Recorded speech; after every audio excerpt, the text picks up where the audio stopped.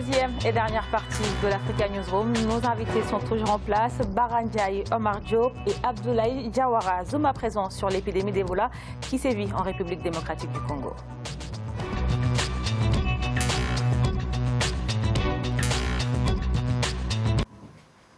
Les nouveaux chiffres relatifs à l'épidémie d'Ebola en République démocratique du Congo ne sont pas les meilleurs.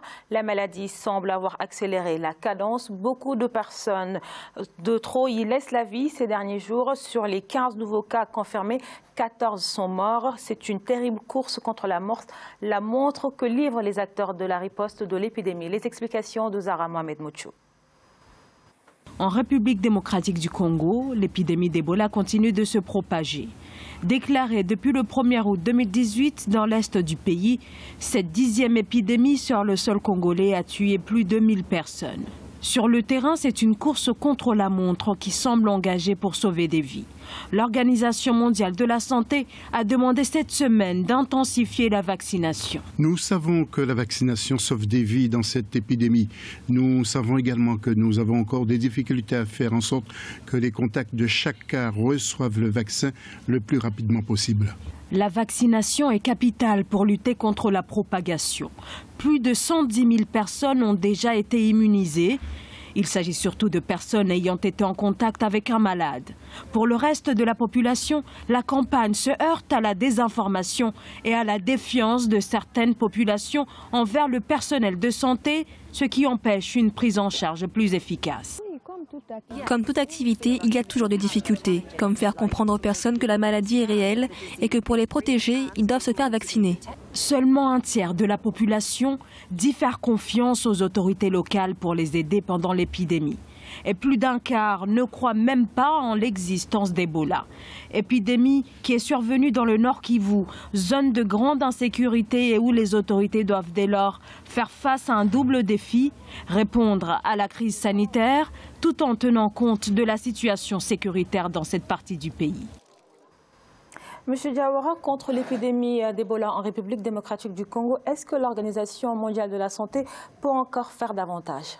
Oui, l'Organisation mondiale, l'OMS, mondiale de la santé, peut faire énormément.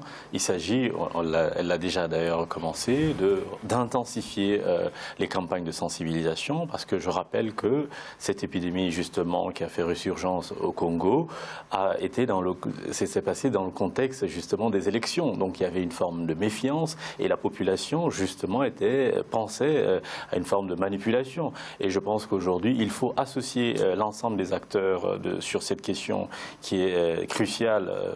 Il faut associer à la fois le gouvernement et l'organisation doit travailler avec tous les acteurs. Donc il faut une approche inclusive pour venir à bout de cette épidémie qui a parfois fait beaucoup de... Justement, 1969 personnes en sont mortes. Pour autant, l'OMS estime qu'elle ne constitue pas une urgence de santé publique internationale. Comment l'expliquez-vous, M. Bara Ndiaye? Alors, moi, je m'inquiète parce que là, ça atteint le stade quand même où on utilise le mot épidémie. Ça veut dire que, en fait, la maladie, elle est là, elle s'est installée. Et là où je vais à l'encontre de l'OMS et de la communauté internationale, c'est que le sida a existé en Occident. Le sida, c'était une maladie qui décimait plus en Occident qu'en Afrique. Dans un premier temps, ils sont arrangés avec leurs différents instituts, les laboratoires. Comme ça existe aussi en Afrique. Il y a l'Institut Pasteur, il y a les ONG, il y a les laboratoires d'analyse et de recherche. Aucun de ces laboratoires aujourd'hui n'est capable de sortir un vaccin par rapport à une maladie qui est très connue maintenant et qui a une cousine aussi qui tue, qui est la fièvre de Lassa, qui se passe au Nigeria. Donc deux maladies quasi similaires.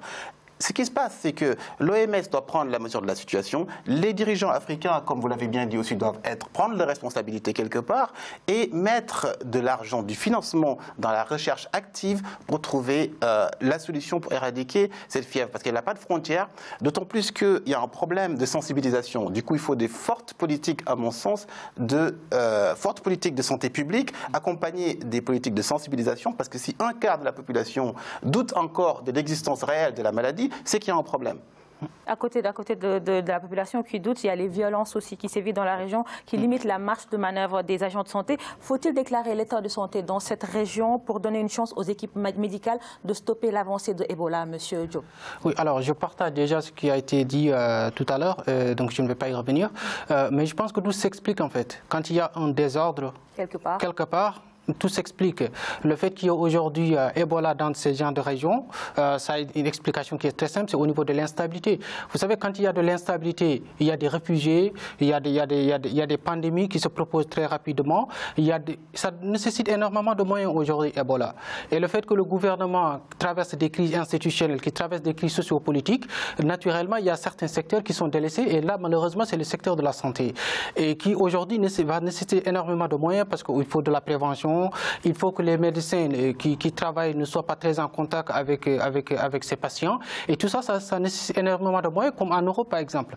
Donc, si l'OMS dit que ça ne nécessite pas vraiment autant de moyens, c'est inquiétant. Parce que le Congo-Brazzaville, le Congo, le RDC, c'est un pays pauvre. Il faut dire les choses. Donc, je ne pense pas du tout que cette maladie soit à leur mesure qu'ils soient en tout cas capables de gérer financièrement ces mesures-là. Et donc là, va falloir aussi que ça soit mutualisé. Parce que moi, j'ai l'habitude de le dire, ce qui se passe dans un pays africain peut se répercuter facilement dans un autre pays.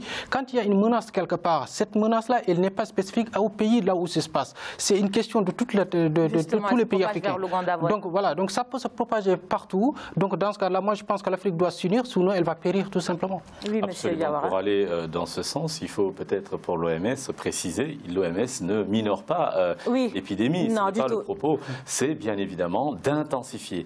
Et préciser que ces agents sont confrontés à des difficultés concernant les groupes armés qui sévissent dans la région. Absolument, parce que vous avez identifié la zone, c'est dans l'est du Congo, c'est une zone en réalité qui n'est pas réellement sous le contrôle, où sévit justement des factions, des groupes non identifiés. Et rappelez également que, rappelez-vous, l'épidémie a connu presque un pic entre 2014 et 2016, notamment dans 3 pays de l'Afrique de l'Ouest. Rappelez-vous de la Sierra Leone, du Libéria et de la Guinée. Et il a fallu mutualiser les efforts, et je pense qu'il faut une mobilisation forte pour justement à la fois sensibiliser et ce que vous avez annoncé à l'instant, une zone exclusive pour pouvoir justement traiter pour éviter une propagation de cette épidémie qui pourrait être une pandémie. Je signale qu'il faut absolument des mesures. Est-ce que quelque part dialoguer avec les groupes armés peut faciliter l'accès aux malades pour les soigner dans cette zone? Déjà, il faut pouvoir les identifier parce que les groupes armés, on les connaît cette partie. Par contre, des fois, on entend aussi des informations comme quoi il y a des mercenaires étrangers qui sont identifiés. Donc, c'est un conflit aux multiples sources. Donc, effectivement, l'idée, c'est de regrouper et de créer des zones, on va dire, d'exclusion, des zones, en tout cas d'exclusion, ou des zones de confinement sanitaire, et mettre beaucoup plus de moyens sanitaires, médicaux et humains pour déjà sensibiliser sur la partie humaine et des moyens sanitaires pour effectivement accompagner les populations. Parce qu'il y a certaines personnes qui ne croient pas en l'épidémie, parlent de croyances. C'est là le problème en Afrique, parce que effectivement, d'où encore une fois la responsabilité des dirigeants. Il faut scolariser, il faut mettre beaucoup plus de moyens. Au lieu de les mettre dans certains types d'infrastructures qui sont juste des infrastructures pour la photo, financer l'éducation, parce qu'un peuple éduqué est un peuple sensible, sensibilisé et conscient. À partir de là, on peut leur expliquer des choses qu'ils peuvent capter, qu'ils peuvent comprendre. Mais si ce n'est pas le cas, malheureusement, la maladie va gagner du terrain et rapidement. Moi, je pense que ce soit des questions sanitaires comme Ebola, que ce soit des questions sécuritaires, ça ne peut pas être la question d'un seul pays. C'est la question de tous les pays africains. Moi, je le dis et je le répète à chaque fois. C'est une zone bien définie. Bien définie, mais je ne pense pas du tout que la RDC tout seul puisse confronter à tout ça. Tous les pays de la sous-région doivent mutualiser les efforts pour pouvoir arriver à gérer cela.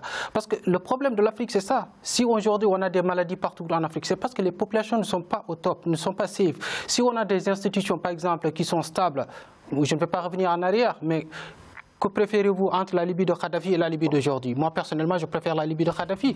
Et pourtant, on nous a dit que ce n'est pas démocratique, il faut l'enlever. Mais les gens qui nous parlent de démocratie, ils ne parlent jamais de la stabilité. Parce que la stabilité, ça ne les arrange pas. Moi, je pense qu'il va falloir que nous... Je vais rester dans ça, mais je vais faire en parler, c'est très important. Moi, je pense qu'aujourd'hui, l'Afrique doit mutualiser leurs efforts comme un seul pays pour pouvoir lutter contre l'insécurité. Parce que tant que l'insécurité ne sera pas luttée, on aura encore des problèmes comme ça, que ce soit des maladies ou que ce soit des pandémies. Effectivement, l'insécurité peut être un frein, mais effectivement, il faut mettre quand même beaucoup d'investissements dans les recherches, dans les laboratoires, dans les.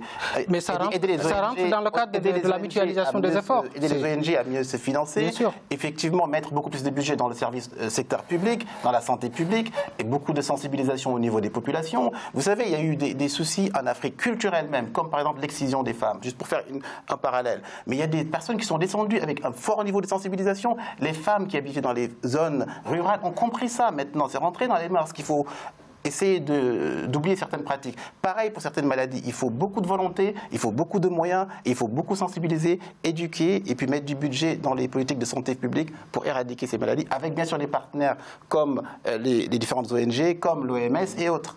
Il faut s'unir. Et justement, pour la première fois, les populations sont vaccinées à grande échelle, mais cela n'empêche pas la propagation de la maladie dans cette zone de la République démocratique du Congo. Qu'est-ce qui ne tourne pas rond ? C'est la communication, parce qu'on insiste sur la communication. Je rappelle qu'on n'a pas identifié les personnes. Et souvent, quand les personnes sont victimes justement d'Ebola, on ne voit pas. Et rappelez-vous, il y a un confinement, il y a toute une procédure à respecter dans ce cas-là. Contrairement à l'épidémie de 2014, en 2019, on soigne mieux la maladie quand même. On soigne mieux la maladie. On a parlé, il y a l'existence de vaccins aujourd'hui. Et donc, il faut mutualiser, comme a été évoqué ici, les efforts pour justement mener une grande campagne de sensibilisation qui touchera toutes les populations concernées et surtout, pour des raisons de sécurité, créer une zone d'urgence sécuritaire pour pouvoir venir à bout justement d'Ebola dans cette région. Et justement, des soignants sont régulièrement pris pour cible dans cette région de la République démocratique du Congo. Le gouvernement n'arrive pas à les protéger. Est-ce que quelque part ces groupes rebelles utilisent l'épidémie pour se faire remarquer, par exemple ?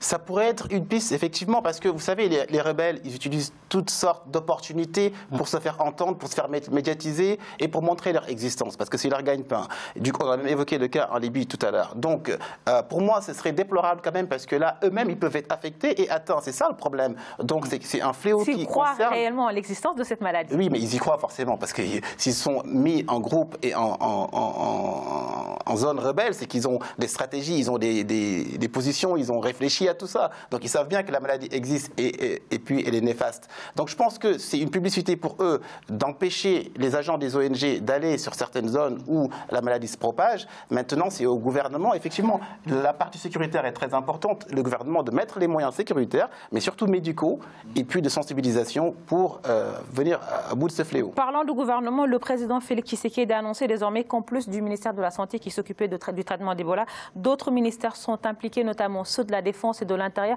Est-ce que cela ne risque pas un peu de politiser l'épidémie d'Ebola en République démocratique du Congo? Moi, je pense qu'avec l'alternance l'alternance politique à RDC, qui a été d'ailleurs pacifique et que je salue, va contribuer à changer l'environnement des affaires, également les choses en RDC. Moi, je ne pense pas que ce soit politisé. Il a pris conscience effectivement que c'est un sujet qui est très important au niveau de la santé, qui manque énormément de moyens. Mais moi, je suis pragmatique. Vous savez, les pays, il y a des choses qu'ils peuvent faire, il y a des choses qu'ils ne peuvent pas faire. C'est facile d'être opposant, de critiquer ceux qui sont au pouvoir. Ceux qui arrivent, qui ont les manettes, ils savent exactement les réalités. Et dans ces conditions-là, quand on est dans un pays africain, on est pays de la sous-région, moi, la seule opportunité aujourd'hui qu'on a, c'est de mutualiser nos efforts. On a des pays fragiles, on n'a pas énormément de moyens, mais quand l'Afrique est unie, elle mutualise ses efforts, et elle pèse, elle va exister sur le monde aujourd'hui. C'est qu'aujourd'hui, dans le monde, l'Afrique n'existe pas. Même quand il y a des chocs dans le monde, l'Afrique, elle n'existe pas. Et donc, on n'est pas impacté. Mais non, mais je veux dire, quand il y a des chocs... Je ne peux pas te laisser dire ça. Non, mais laissez-moi aller jusqu'au bout de mes propos. Quand il y a des chocs, par exemple, dans des crises au niveau de l'économie, l'Afrique n'est même pas impactée. Donc, ça veut dire qu'on n'existe pas. On n'existera qu'une fois qu'on mutualise nos efforts comme un seul pays. Et dans ce cas-là, on aura de la force et on sera écouté dans le monde. Mais apparemment, aujourd'hui, là où on n'existe nulle part.